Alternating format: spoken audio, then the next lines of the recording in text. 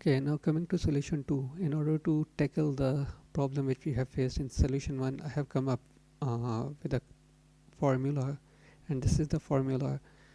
What this formula does is that it simply look up the column name here, and it will go to the sheet 2 and will see that whether that same column is present in this sheet. If it's present, then it will simply return the value, else it will give an error. So this the benefit of this formula is that even if you change the column positions, still it will not break the formula or break the sheet structure. So if you want to use this formula, I will show you how you can change the variables in order to use it in your sheet. So first of all, you have to change this sheet key here as per your requirement. In my case, this is the sheet which I am importing the data from, so I have used this key here, and the name of the sheet is formula solution, and the range is A to F. So this is the key, this is the name of the sheet, and this is the range which I am importing. Now you may be thinking I have used A2 to Z instead of A2 to F. The reason for that is that in future, if you want to add more columns here,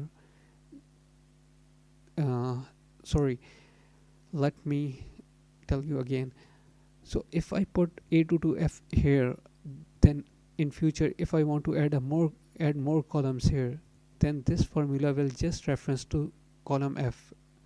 So this will be a problem if you will add more columns in the future. So for that I have used A2 to Z, so that even if you add more columns in future, still this formula will not break down.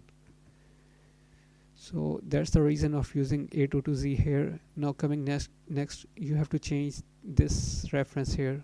What's this doing is that it's telling what is the value which you want to see in other sheet, and in our case we want to see order delivery time, so I have used G1. You can make it static as per your requirement. Then again you will have to provide the key of the other sheet, and then you have to change the name of the sheet here. And if your header, in my case the header was row 1, that's why I have given 1 colon 1 here. If your header column is in some other row, then you have to change it according to your sheet structure. And then I will press enter, and as you can see it have imported the value. Now I will add a new column here. Let me name it delivery person. Now I will come back to my sheet again, and as you can see the structure of the sheet haven't been changed. So this was the benefit of using this formula. However, there is one problem with this solution, and that problem is that I have used ImportRange function twice here, as you can see, and in my complete sheet I have used it 4 times, two times here and 2 times here. So this is a small sheet. There will not be much problem of using this solution here, but if you have a big sheet, then obviously this solution will stop your sheet. So the solution for that problem is that instead of using this formula, you can use another formula which I will show you later. But for that, the first thing which you will have to do is to make another sheet, and you have to import your whole sheet to here.